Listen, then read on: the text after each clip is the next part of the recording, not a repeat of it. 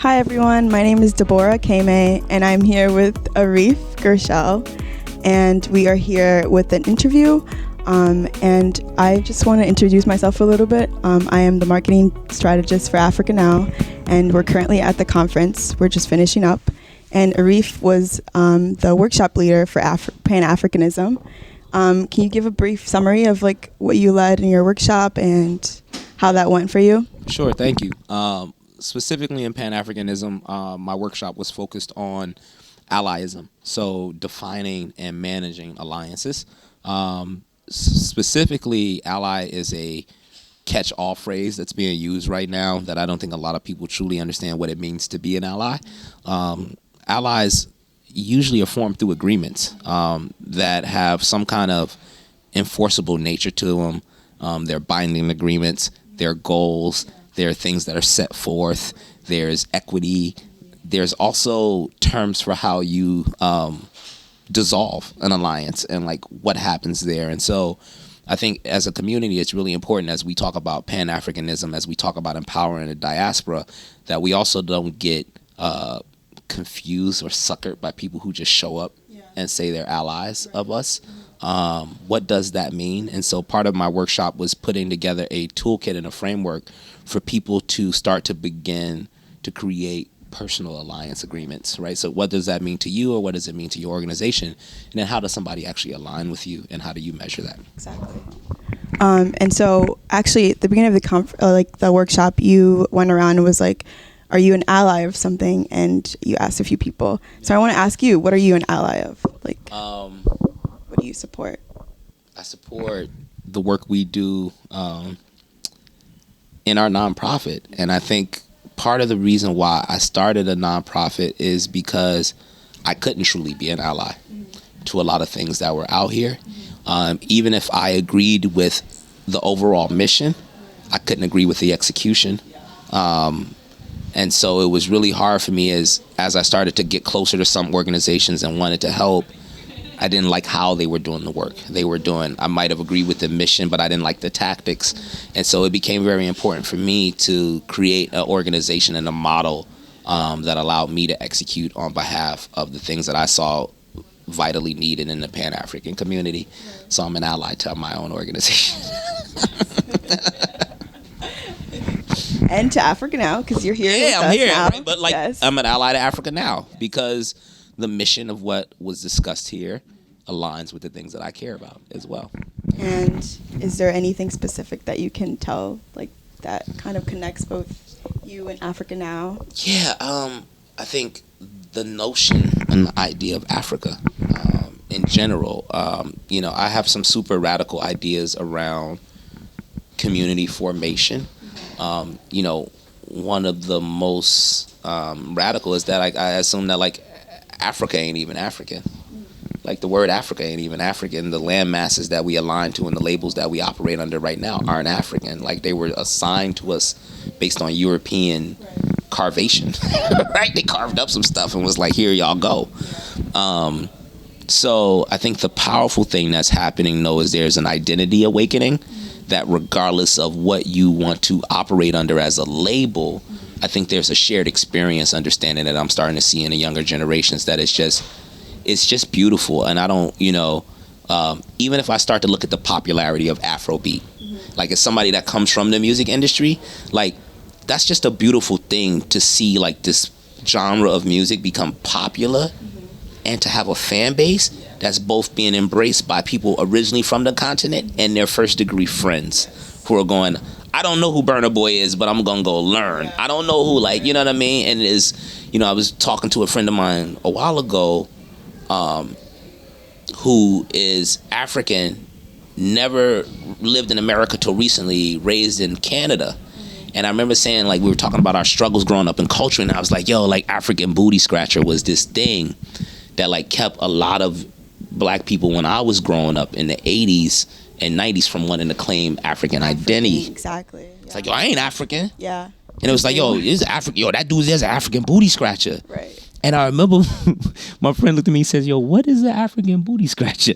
And he didn't even understand the term. And then I had to realize, like, I don't even know where that came from. And he's like, yo, I thought you meant, like, there was African people going around scratching other people's booties, and like we cracked up. Yeah. And I was like, no, like it's about you scratching your own booty. And he was like, yo, it don't make sense.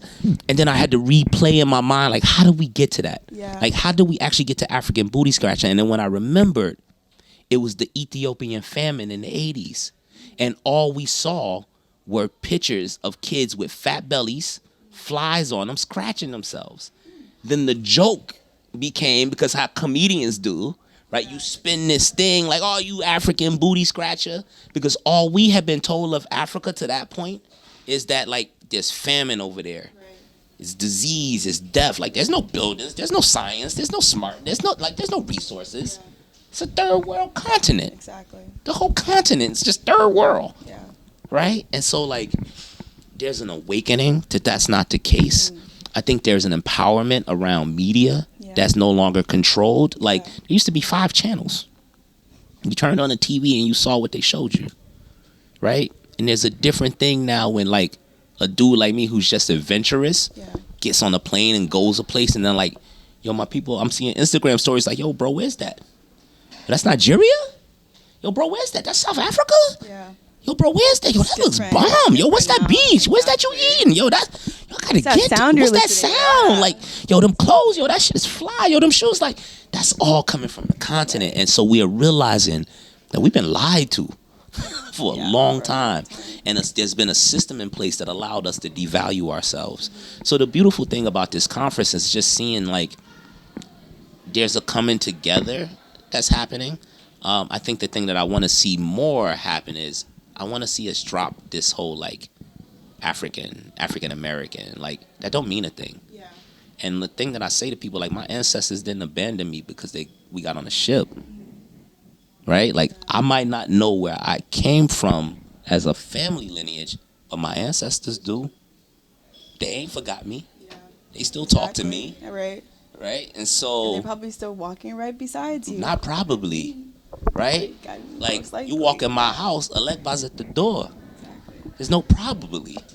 Right? And so we have to think about, you know, these labels and these things that we operate off. So as beautiful as this is to watch us coming together, I still want to challenge us to move faster forward. Right? There was something said earlier around, like, how Africans are programmed when they're coming through immigration here to not, like, trust African Americans. Then someone said, yeah, that'll take a long time for us to unprogram. No, that's not true. It just takes tomorrow. Just stop believing it. Just stop believing what white people told you, and then you could just, like, start believing what you tell yourself. Yeah. Right? But I do think that, like, I feel like it is, like, you can tell yourself, I believe this now, today, right? But tomorrow, like, it's going to take practice, you know what I mean? Like, tomorrow you're going to be walking on the street and still have that mindset. You might catch yourself because you told yourself yesterday that I'm going to stop. It takes reinforced experience, exactly. So you also have to be intentional, right? So, like, you can tell yourself a thing, but if you don't take the action to tear down the wall, right? So you can say, okay, I stopped believing that. But then if I say to you, how many friends do you have that were born in America and don't know their African ancestry? And you say none still. And I go, what part of you is going to help them connect to that? And what part of you is going to connect to them? Right? So if we take the brother, just most recent, Nipsey Hussle, right? His unfortunate passing. Was Nipsey black or was he African? Huh? Was his accomplishments Eritrean or were they African American? See what I'm saying? Hip hop is African. Yeah. Hip hop is as a result of us losing our drum. Right. We brought the drum back. Exactly. We did it different, but our drum is still there. Yeah. Yo, you look at the dance. And look twerking? at the influences. Like, come on, twerking ain't twerking. That's African. Yeah. Right? But, like, we let European sexualization of our bodies sexualize young girls and say, like, this thing you doing is not. We're like, no, well, actually, that's cultural if we want to unwind, you know, some of this stuff. But we have to realize, like, these accomplishments, these things that we're doing, they come from one pool of accomplishment. We don't get to label it and build these fake walls, right? Because then Nipsey to my knowledge, I believe he was born in America. He African American, right? He wasn't born in Eritrea. his first trip home opened an enlightenment for him that helped him do a lot of community work, right? So like that thing, we have to realize like these labels and these things, they're not real. Yeah. You know. And so you mentioned something really important. I feel like that like is kind of like recircling, and it's about like how we are able to tell our stories and how we do that effectively and include each other. You know, not leave anyone behind. And so like my question is like you being at this conference and seeing how everything was done and meeting people.